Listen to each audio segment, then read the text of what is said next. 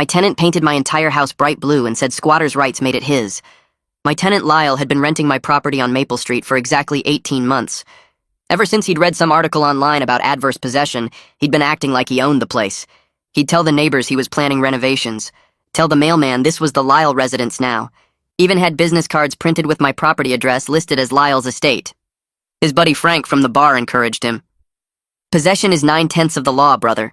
You've been there almost 2 years. That house is basically yours. Lyle had done the math. In our state, adverse possession kicked in at 24 months of continuous occupation if the owner didn't properly maintain oversight. He figured I lived 3 states away, only visited once a year. Perfect situation for a taking. What Lyle didn't know was that I visited every 6 weeks. I just came at night to check the exterior and review my property manager's reports. Last Tuesday, I got a call from my property manager, Janet. You need to see your house. Today. I drove 4 hours thinking maybe there was storm damage or a break-in. What I found was my beautiful Victorian home, the one my grandmother left me, painted electric blue. Not navy, not sky blue. Electric neon, assault your eyeballs blue. Every inch of siding, trim, even the front door. Lyle was on the porch with a beer, admiring his work. He saw me pull up and grinned. Hey, landlord. Or should I say former landlord. Love what I've done with my place? I stood there staring at my destroyed property. Your place? What are you talking about, Lyle? He pulled out a folder of printed internet articles. Adverse possession. I've been here 18 months making improvements, maintaining the property. You barely show your face. Another 6 months and this place is legally mine. Painting it is just establishing my claim, making it clear to everyone that Lyle Wooten lives here now. I looked at the paint job closer. It was even worse than I thought. He'd painted over the vintage brass fixtures, the stained glass window details, everything. This paint job must have cost thousands, I said. Lyle laughed. $8,000, actually. Premium weatherproof paint, 5 coats. Had a whole crew here last weekend while you were sitting in your apartment 3 states away. This is an investment in my future property. Janet was taking photos of everything. She whispered to me, he paid cash. Bragged to the whole paint crew about how smart he was. The neighbors had come out to watch. Mrs. Hendricks from next door shook her head. He had 10 guys here with sprayers. Said you gave him permission to express himself. We knew something was wrong, but he showed us those articles about squatters' rights. My phone rang. It was Tom from the paint store. Hey, I heard about what happened to your grandmother's house. Just wanted you to know something interesting. What's that, Tom? Well, Lyle came in last week, bought $8,000 worth of our premium series paint. Paid cash. But here's the thing. He specifically asked for the stuff that bonds permanently.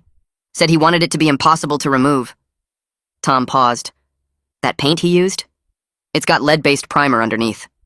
We haven't sold that in 15 years. He must have gotten it from some shady supplier to save money, then covered it with our good stuff on top. I asked Tom why that mattered. Lead paint violations are federal crimes, he explained. EPA fines start at $37,000 per day. And if he disturbed existing lead paint without proper remediation, that's criminal charges.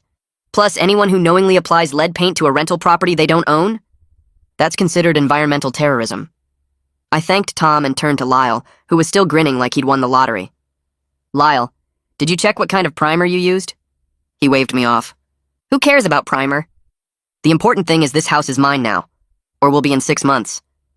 Janet pulled out her tablet. Actually, Mr. Wooten, adverse possession in this state requires 24 months of hostile possession. You've been here 18. But more importantly, you've been paying rent every month. She showed him his payment history. Adverse possession requires occupation without permission. Every rent payment you made is legal acknowledgement that you're a tenant, not an owner. You can't claim squatters' rights while simultaneously paying rent. Lyle's face went red. Then I'll stop paying rent. Janet smiled. Then you'll be evicted in 30 days for non-payment. An eviction resets any adverse possession claim to 0. But here's the real problem, Mr. Wooten. She pulled up environmental regulations on her tablet. The screen glowed with official government seals and dense legal text.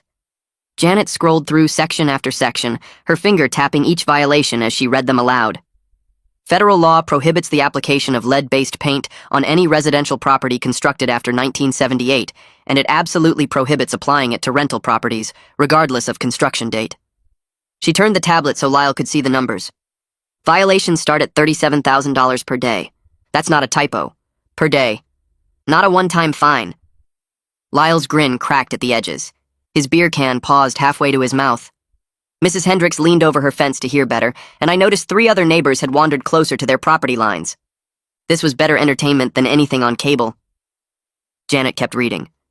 Environmental contamination of a rental property occupied by tenants carries additional penalties under the Clean Air Act and requires immediate EPA notification.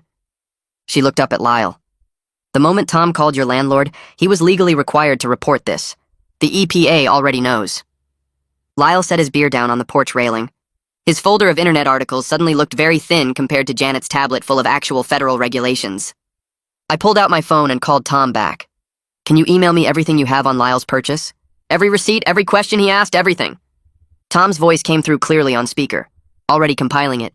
Give me 5 minutes. Lyle's face had gone from confident red to nervous pale. He tried to recover. You're blowing this out of proportion.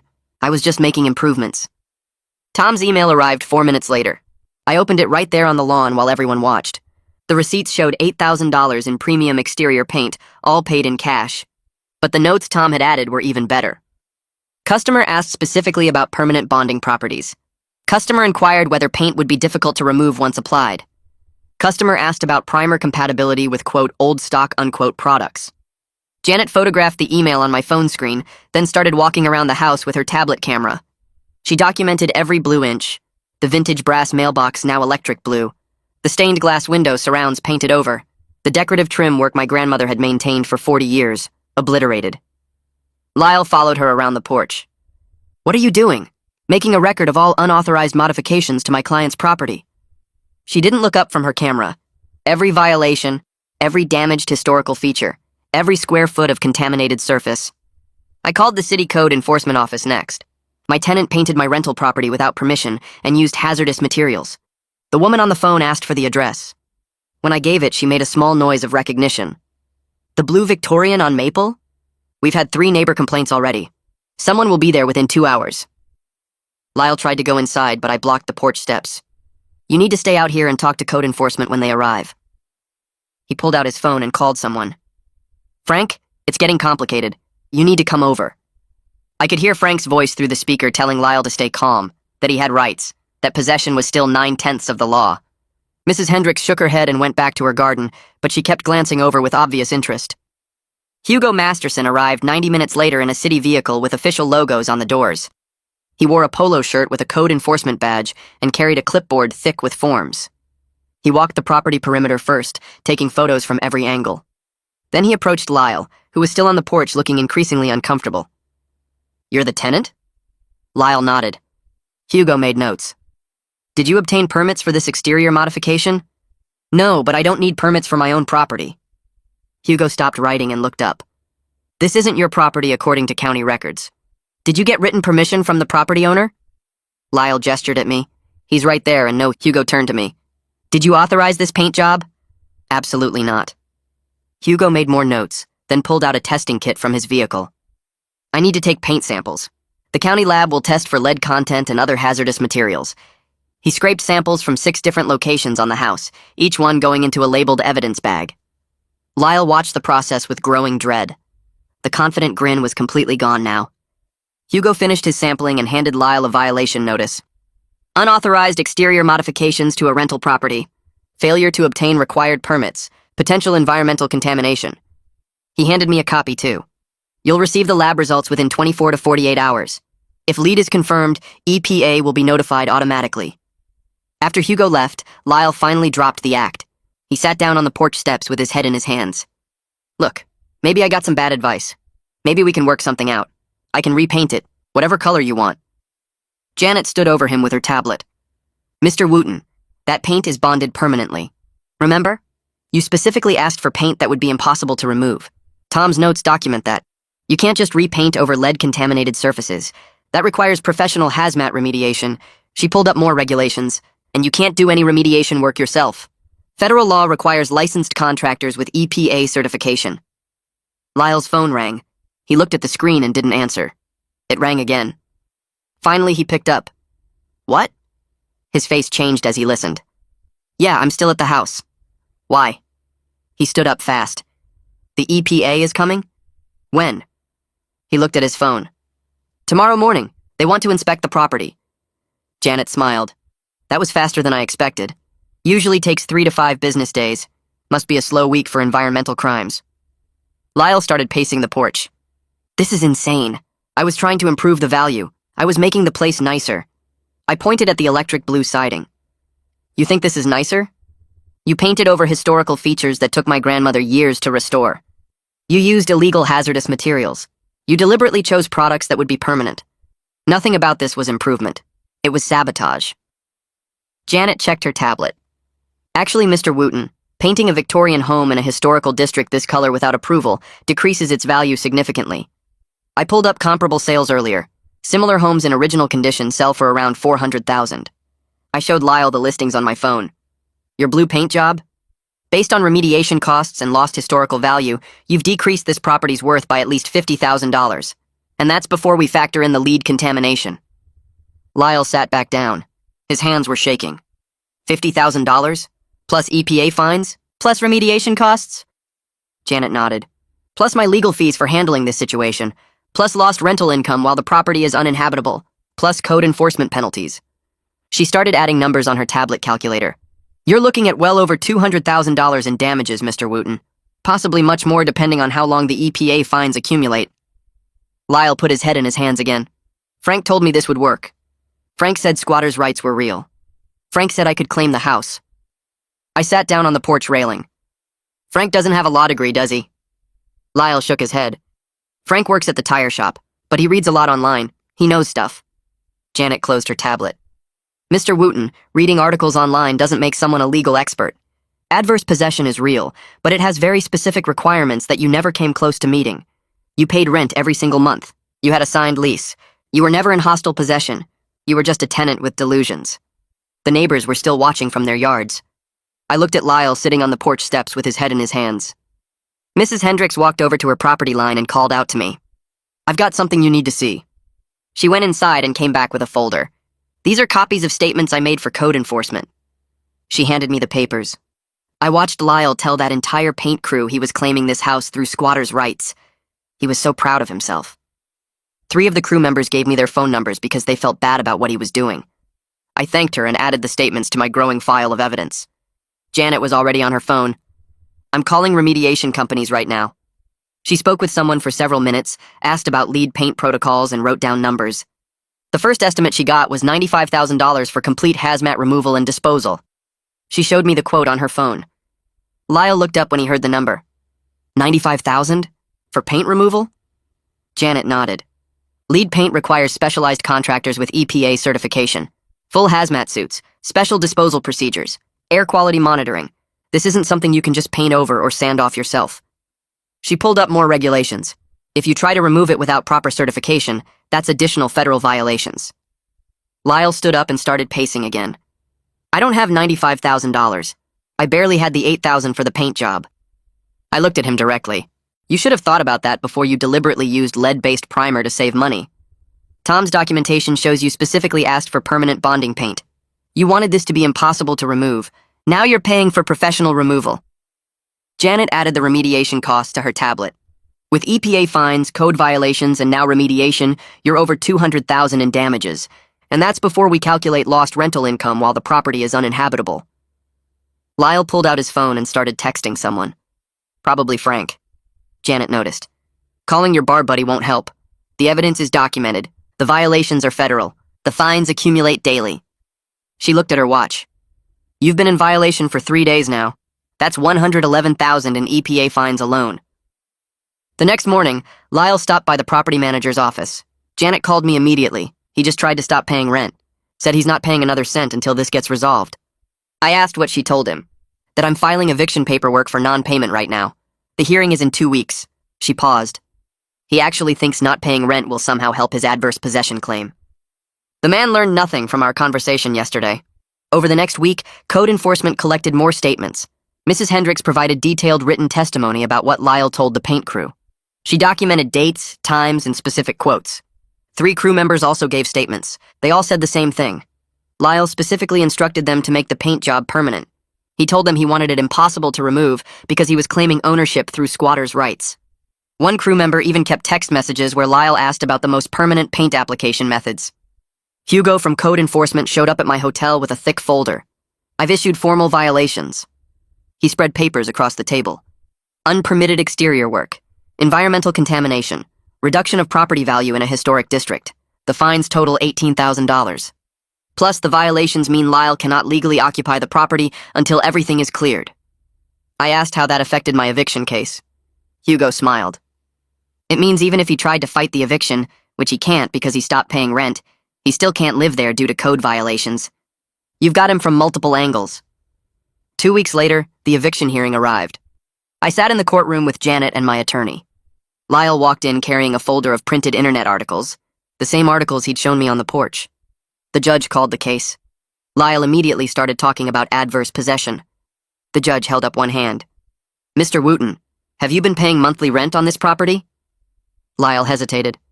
Well, yes, but I stopped 2 weeks ago to establish hostile possession. The judge looked at Janet. Do you have payment records? Janet handed over 18 months of rent payments, every single one documented and cleared. The judge reviewed them for about 30 seconds.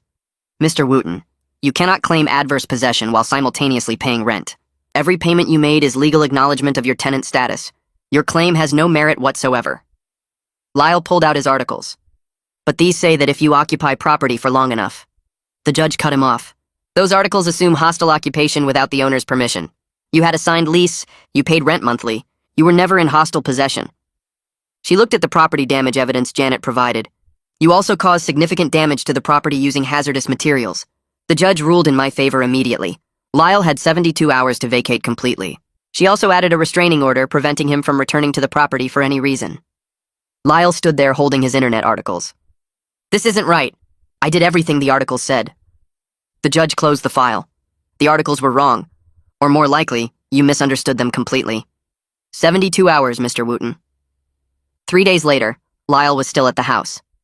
I drove over with Janet and found him sitting on the porch with all his belongings packed but refusing to leave. The house is mine. I'm not going anywhere. Janet pulled out her phone. I'm calling the sheriff. Within an hour, 2 deputies arrived. They reviewed the eviction order and the restraining order. One deputy walked up to the porch. Mr. Wooten, you need to leave now. Lyle didn't move. This is my property. I claimed it through adverse possession. The deputy looked at his partner. We're going to remove you now. They physically escorted Lyle off the porch and onto the sidewalk. His belongings followed. Boxes, furniture, everything stacked on the curb. Lyle stood next to his stuff, still insisting the house was legally his. Janet had the locksmith ready. While Lyle watched from the sidewalk, the locksmith changed every lock on the property. Front door, back door, side entrance, garage. Mrs. Hendricks came out on her porch to watch. She shook her head at Lyle's continued delusion. You did this to yourself. Everyone tried to tell you. Meanwhile, Frederick's EPA investigation had expanded. He called me that afternoon. We found Lyle's supplier. Guy's been selling illegal lead-based paint products to multiple people. Lyle just got subpoenaed to testify about where he bought the primer and why he specifically sought out lead-based products. I asked how that affected Lyle's situation. Frederick explained that cooperation might reduce his personal fines slightly, but the violations still stood. And if he refuses to cooperate, that's obstruction. More charges, more fines. I filed the civil lawsuit the next day. My attorney put together damages for property destruction, lost rental income during remediation, the $95,000 in remediation costs, EPA fines, code enforcement penalties, and legal fees.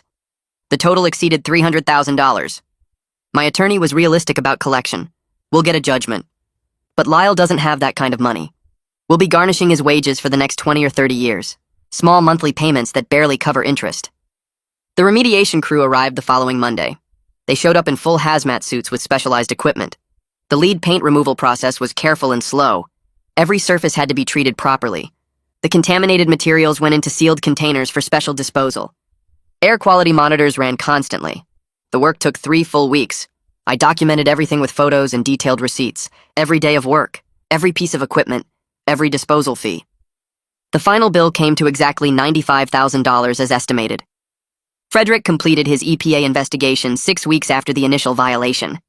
He determined that Lyle's actions were willfully negligent.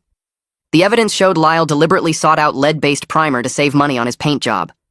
He knew about the hazards but used the illegal materials anyway. The final EPA fines totaled $222,000 for 6 days of violations before remediation began. Frederick filed a formal report recommending criminal prosecution for environmental crimes. The district attorney got Frederick's report 3 days after he filed it. I got a call from my attorney saying the DA's office wanted to meet with me to discuss criminal charges against Lyle. I drove back to town and sat in a small conference room while the assistant district attorney reviewed stacks of documents. She was young, maybe 30, and she kept shaking her head as she read through the EPA violations, the code enforcement reports, and all the witness statements from neighbors and the paint crew. The evidence was overwhelming. Lyle had deliberately sought out illegal materials, applied them to property he didn't own, created environmental hazards, and then bragged about it to everyone who would listen. The assistant DA looked up from the papers and told me they were filing charges for reckless endangerment, criminal property damage, and environmental violations. She explained that normally they might offer a deal immediately, but Lyle's actions were so brazen and well documented that they wanted to send a message. 2 days later, Janet called to tell me Lyle had been arrested at his new apartment. The bail was set at $15,000, which apparently took Lyle 3 days to scrape together. He got released but had to surrender his passport and stay in the county. His court date was scheduled for 6 weeks out. During that time, Lyle hired a criminal defense attorney who reviewed all the evidence and apparently had a very long, very difficult conversation with his client about the reality of his situation. The attorney contacted the DA's office to discuss a plea agreement. I got updates from my own attorney about the negotiations.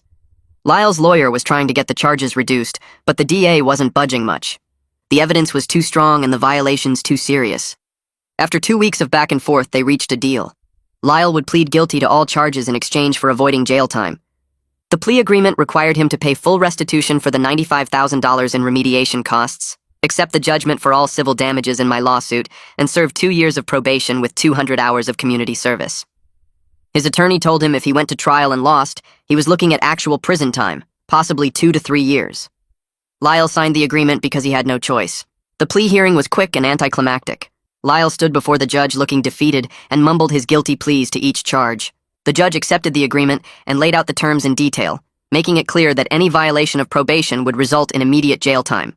Meanwhile, the remediation crew had finally finished their work. I drove back to see the house for the first time since they started. My grandmother's beautiful Victorian home looked exactly like it had before Lyle destroyed it. The original colors were restored. The vintage brass fixtures were cleaned and repaired. The stained glass windows were perfect again. I stood on the sidewalk just staring at it, remembering how it looked covered in that awful electric blue paint. Mrs. Hendricks came out of her house and walked over to me. She said she was so relieved to see the place looking proper again that the blue eyesore had been driving her crazy for months. Over the next few days, several other neighbors stopped by to thank me for fixing everything. They all had stories about Lyle's ridiculous claims and his attitude during those weeks when he thought he was going to steal my house. I hired a different property manager to replace Janet, who had done an excellent job but was retiring. I listed the house for rent at a price $200 higher than what Lyle had been paying. The new rate would help cover my losses over time, though I knew I'd never fully recover everything this disaster had cost me. 6 months passed.